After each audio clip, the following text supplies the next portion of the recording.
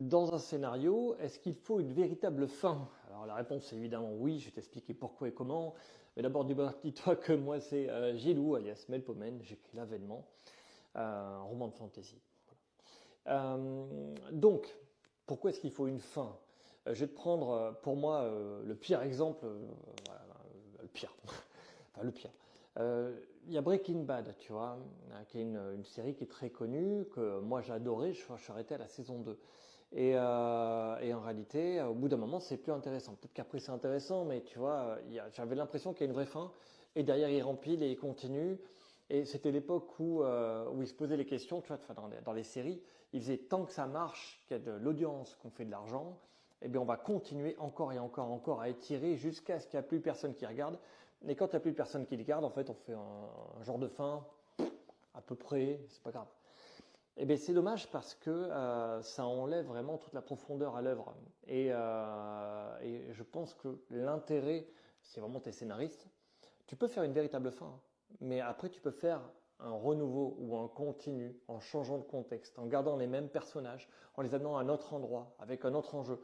Et je pense que c'est ça vraiment qui fait la profondeur, c'est la quête initiatique du héros, c'est-à-dire la capacité à aller d'un point à l'autre, toujours à affronter de nouvelles menaces, à de nouveaux endroits. On pourra toujours créer des menaces, c'est tout à fait possible. Ouais, il faut faire des fins. Je vais prendre un autre exemple.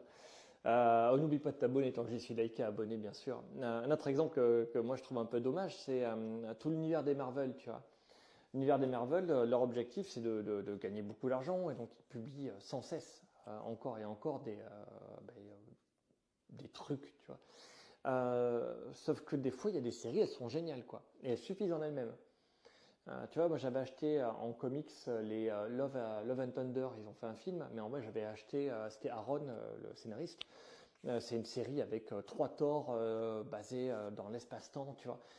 Mais c'est pas parce que cette histoire-là est terminée que j'ai pas continué après en fait à acheter, on parle de ça, hein, à acheter les autres comics de Thor, tu vois. Au contraire, je trouve que tout ce que touchait cet écrivain, c'était génial, et au final, je suivais ce scénariste, et à chaque fois qu'il sort un truc, peu importe, en fait, je vais aller voir ce qu'il fait.